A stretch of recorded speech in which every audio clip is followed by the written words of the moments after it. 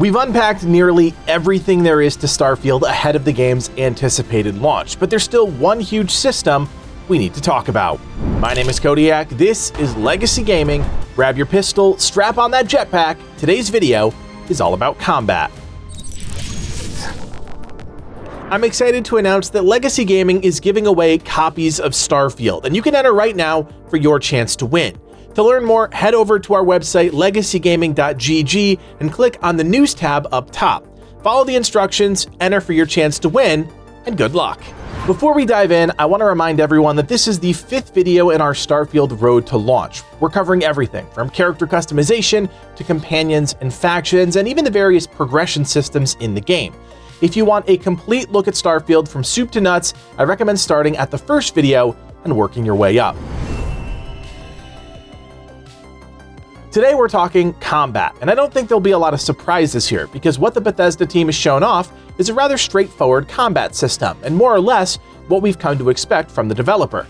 That being said, we have to start by stating what the developers made clear in the June 2023 Starfield Direct, that combat was built from the ground up, so it should, keyword should, feel like a much different experience, and you can actually see a good deal of that in the gameplay footage. Things like ADS feel snappier, and there is a lot of that crispness that we often associate with modern shooters. That being said, there are only a handful of people that have gone hands-on with the game, so until we actually get to test out the action, we're just speculating based on what we've seen. If we look at Starfield as a modern shooter, that's already a step in the right direction, because games like Fallout were built on an old engine and the combat felt outdated. If you factor in the few things that make Starfield its own unique game, well, then things start to get interesting. What I'm talking about are 3 known systems the team has revealed or teased already. The first is Jet Boost, or the ability to use a jetpack to hover above the battlefield. We've seen this shown off on multiple occasions, and while not a totally new idea, it's fresh for Bethesda, and it's a unique enough spin on traditional FPS combat that many will find it enjoyable. Second is the impact of gravity in the game and how weapons factor into that equation. For example, in Zero G's, ballistic weapons will push the player back, whereas energy weapons won't. With over 1,000 planets to explore and an insane number of points of interest to clear out, how could you not expect to fight in Zero G's? Again, this is a unique enough experience that it's definitely part of the fun factor here. Finally, we have to talk about powers, what they are, how we obtain them, and how often we actually get to use them. Well, we know none of the answers to those questions, but the team teased something big, and as we all know, Bethesda is no stranger to supernatural abilities. All 3 systems will come to differentiate Starfield from other modern RPGs, but that's really the icing on the cake. To better understand the ins and outs of combat, we have to really look deeper at what is arguably the most important aspect of the action: weapons. Where I think we gain the most insight is actually the combat skill tree, and while we don't know what each skill is or does, we can get a sense for how it'll shape combat just based on the icons. If we only look at gun-related icons, we can see that pistols, melee weapons, shotguns, launchers, assault rifles, bolt weapons, snipers, and revolvers are all shown in some capacity.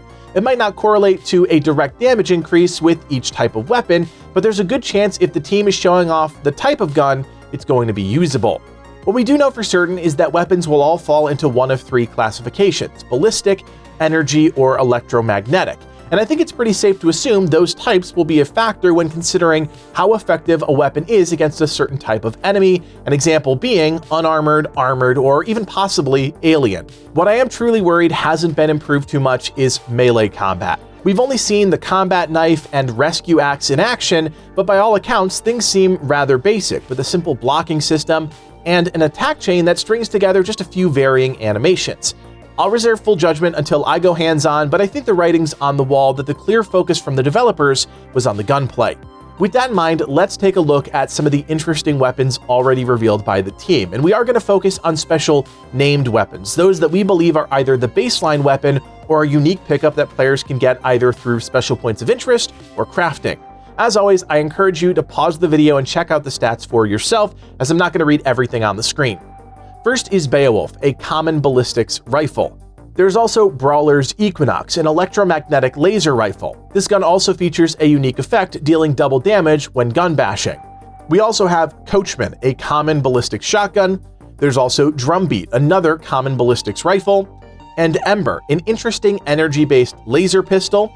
Then there's Eternity's Gate, a rare ballistics and energy particle beam rifle. This weapon has a lot of really interesting things to call out, including the double classification ballistics and energy, as well as its unique effect, hand loading. Volatile rounds are designed to pack a bigger punch, but aren't as stable and can fail on occasion. It's a pretty interesting effect with a potentially deadly downside. Finally, Experiment A7, a rare ballistic shotgun. This weapon has a solid unique effect, granting it plus 30% more damage against aliens.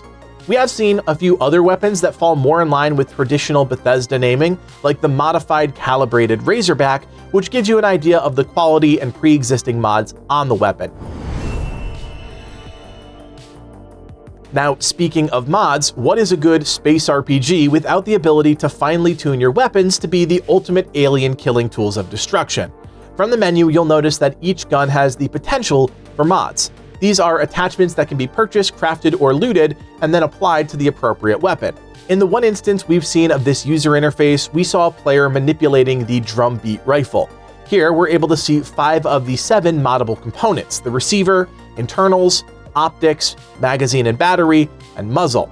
As we've come to expect from this type of system, by changing components, the properties of the weapons change, with variations happening across the board depending on the mod you attach. 2 of the more interesting modifications we've seen are thermal optics and explosive rounds. The optic mod completely changes the sight picture, something that actually will be relevant, especially for snipers, given the nature of weather and lighting across the various planets.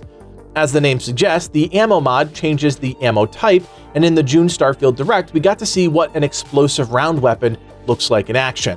All of these mods will require components to craft, and while there are sure to be dozens of crafting reagents, we did get a peek at a few, such as adhesive, tetrafluoride, lead, tungsten, and sealant. I should also point out that some of those required reagents are elements that you collect via your outpost or by harvesting them directly from deposits found on specific planets. So you see how things all are starting to come full circle. Whether you choose to punch, sneak, or blast your way through Starfield, there's no escaping combat, and at some point, you'll be faced with the tough choice: do you run or do you fight? I hope this look at combat, and specifically the weapons and weapon systems within the game, was enjoyable. This final video on our road to launch was a lot of fun to put together, but it's only the beginning. If Starfield is on your radar, and let's be honest, it is, then join us as we head into launch. We'll be bringing you a full review, game guides, and much, much more, so consider subscribing. We also invite you to join us on Discord. Our community of nearly 20,000 strong is a great place to hang out, talk about games, win free prizes, and group up. If that's something you're interested in, check out the link below. My name is Codiak, and from everyone here at Legacy Gaming, thanks for watching, and play on.